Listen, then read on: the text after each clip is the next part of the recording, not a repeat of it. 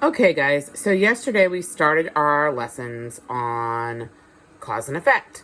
Today we're going to put it into practice with some reading. So I'm going to read Reefs at Risk by readworks.org.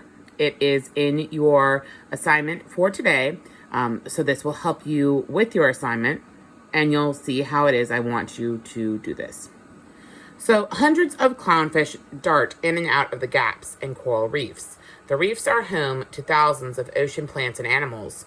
Along with fish, those animals include crabs, turtles, and seahorses. Those ocean creatures may have no place to live in the future. Many coral reefs around the world have been damaged. Many coral reefs around the world have been destroyed, and many more are being destroyed.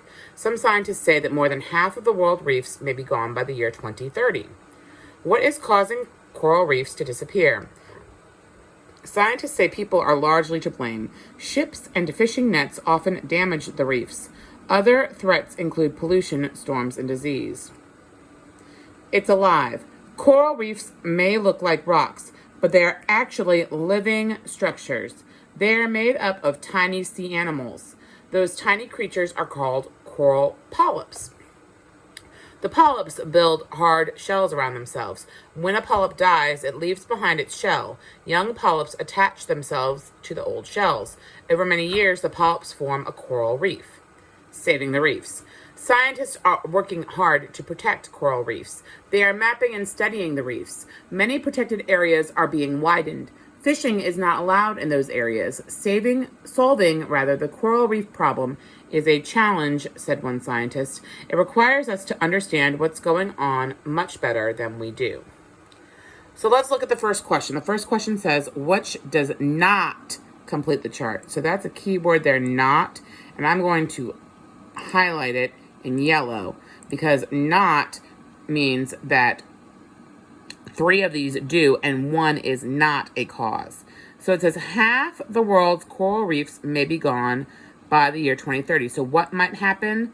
Some scientists say that more than half the world's coral reefs may be gone by the year 2030. I'm going to highlight that in my text. Okay, so the oceans are being polluted. Well, let's see. What is causing coral reefs to disappear? Scientists say people are largely to blame.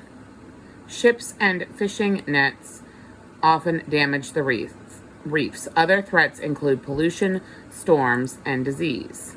Okay, so the oceans are being polluted. Yes, that is a cause, so can't be that. Coral reefs are being damaged.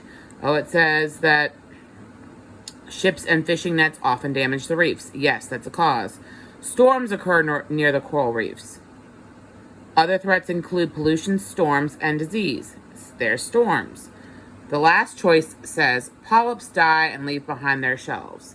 Well, that's not a cause for the reefs to be disappearing. The polyps are talked about down here and how that extends the reefs.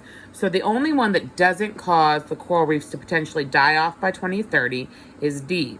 So how are you going to mark that for me? You're going to highlight this choice with a different color so I know that's what you're selecting, and it'll show up for me.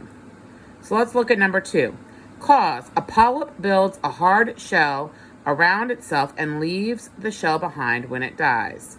Okay, so let's find that in the text. A polyp builds a hard shell around itself and leaves the shell behind when it dies. The polyps build hard shells around themselves. When a polyp dies, it leaves behind its shell. Okay, so there we go, in green. Now, what's the effect of that? Scientists are protecting the coral reefs. Young polyps attach themselves to the old shells. Nope. Fishing is not allowed in the area. No, that's not mentioned there. A coral reef is formed. Young polyps attach themselves to the old shells. Over many years, the polyps form a coral reef. Over many years, the polyps form a coral reef. So let me highlight that in green. And check the last one. Coral reefs are threatened. No, that's not mentioned there. So the best answer is C. So I'll mark that with my highlighter. And now they're marked for me. So I see in this where you found your evidence and how you answered your questions. I hope that helps with your work today.